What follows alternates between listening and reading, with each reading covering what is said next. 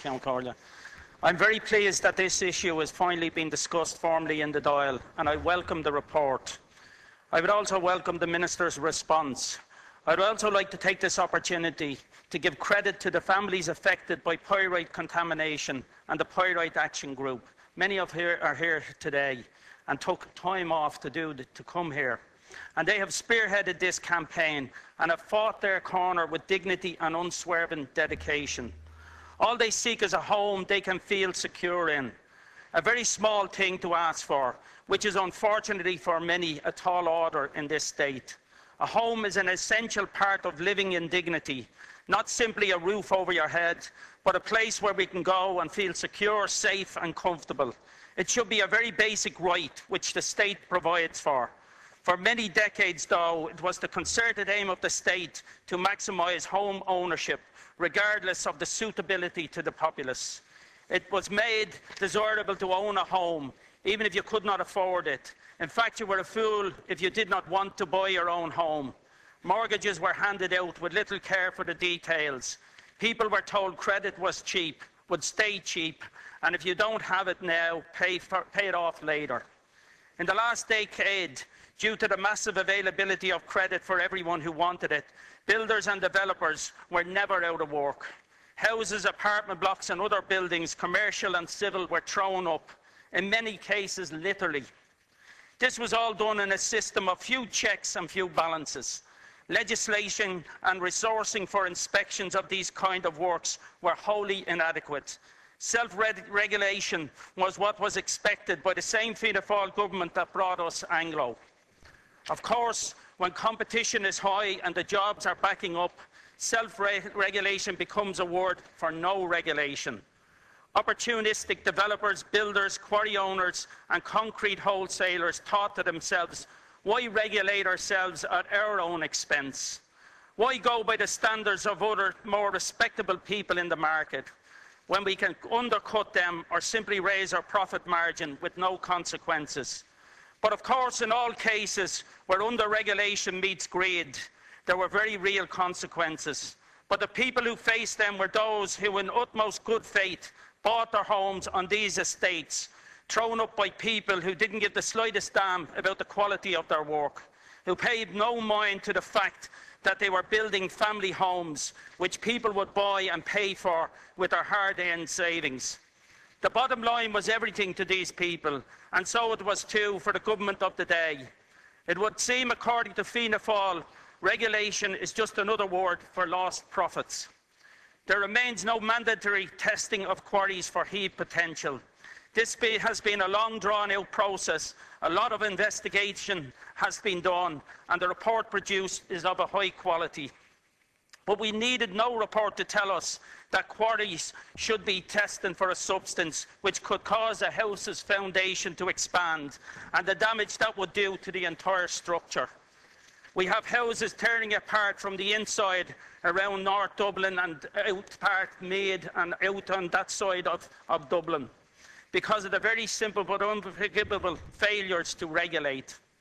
At no point on the chain of supply were any sufficient checks made to see if the material being used for the foundation of these houses was suitable. At no point did any regulation require those in the quarry, the concrete suppliers or the construction companies doing the work to ascertain the quality of their materials and that substances like pyrite were not present. Self-regulation failed, as it always will in most cases. Government regulation was not even in place, not just for pyrite contamination, but fire safety and other standards. It is very lucky we do not have more pyrite-contaminated houses, more Priory Halls, more Glenredas, more Balgaddys or the Laurels. In my own area, we have local authority housing, such as a Villa Park, which is also contaminated. 5 families have been living in caravans for over 2 years, waiting for their homes to be repaired and built.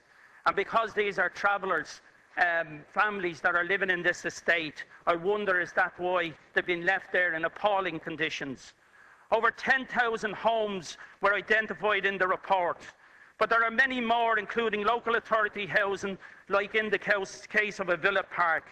It cannot be stated any more clearly, the state failed these families utterly, and so far it has continued to fail them. We need legislative reform of inspections and building standards, which will make these kind of scandals much more rare and easily resolved. In the north of Ireland, inspection rates are 100%. In places like the USA, Britain, they are the same. We settled for around 10% inspection rates because the economic activity of construction was more important than the housing produced and the people who would have to live in it. The report found correctly that builders, subcontractors, vendors, material suppliers and insurers were to blame for the failure to carry out sufficient checks and balances to ensure that their build quality was up to a standard and safe.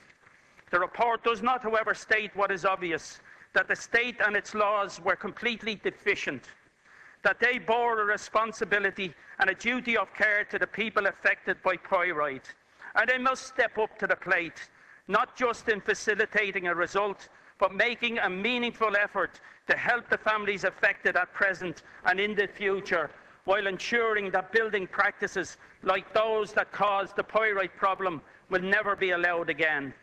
Part of this commitment to these families could be a commitment by the state to pay now upfront for the repairs, identified as of immediate needs in the panel report. 850 homes were identified as requiring immediate repairs due to serious structural damage caused by the pyrite. This money could be recouped over time by whatever mechanism is put in place to levy the other responsible parties.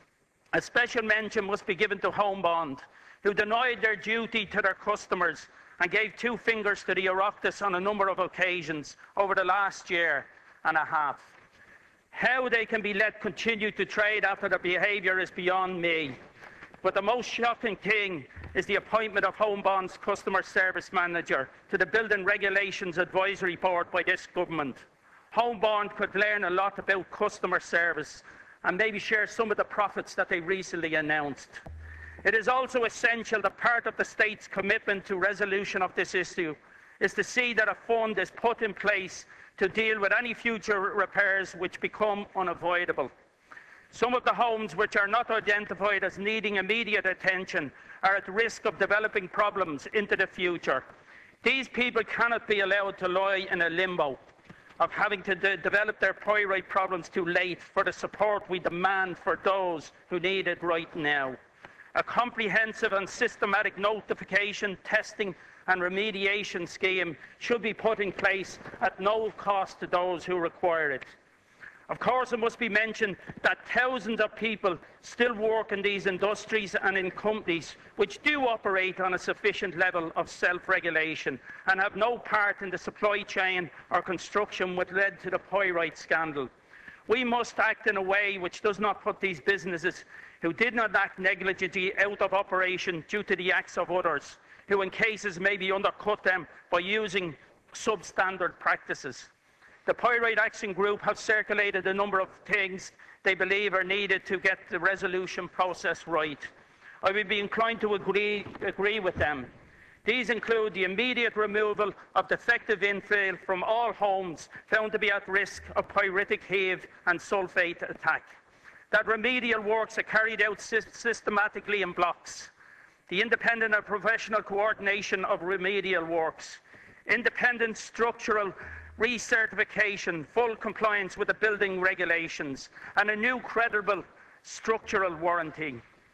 The provision of upfront funding so that remedial works can be undertaken quickly while the state recoups costs from other responsible stakeholders through the proposed levy, voluntary contributions and other appropriate mechanisms over the longer term. A retrospective waiver of the household charge and forthcoming property taxes for homeowners living in affected developments until the entire development has been brought up to a standard and can be successfully reintegrated back into the property market.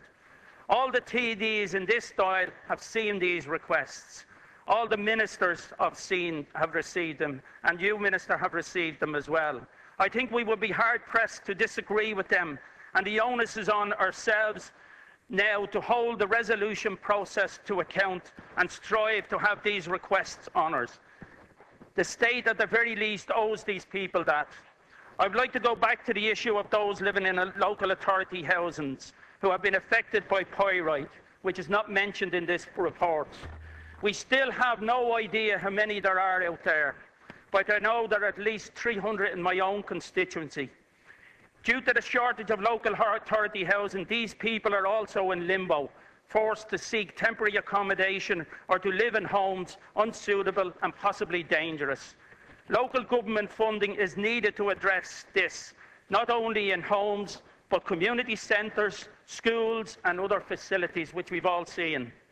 Minister, you promised at the end of September, if you didn't get replies from the industry concerned, you would impose a solution. You did get replies. They seem very inadequate. This issue is so serious, we demand a better response. You've mentioned that in 10 days you would give these. I was hoping that we would come here and have a definitive answer on what actions you would take. Not a holding position, but a clear and unambiguous solution which will cover all those affected now and into the future. Tens of thousands of people are affected, men, women and children. We're not just talking about 10,000 homes, we're talking about thousands of people who live in these homes, tens of thousands. And they live with constant worry about their future and their children's future. The Pyrite Report was a good piece of work, and I welcome that. The Elliott case you mentioned, Minister, the works are being done in that case, and they are taking out all the floors and the paths and otherwise, and it wasn't selective in the judgment the way you read it. I think the resolution board, I just hope that if we're not going to delay by putting in a resolution board, and then we have to go through a whole process of assessing people and their houses, and we have to go through all that. I think it is very important we get this right. And I also welcome that we would be debating this again in the House in the near future. I think that's very, very important. This issue is not going away. This issue needs results. And without a levy being put up front and the government putting their name to the chequebook, we are going to have big problems. It'll take time to build up a levy if that's the way we're going. And the whole issue, I said this before, legislation will maybe be needed in many of these cases. We need to assess that as quickly as possible. Thank you.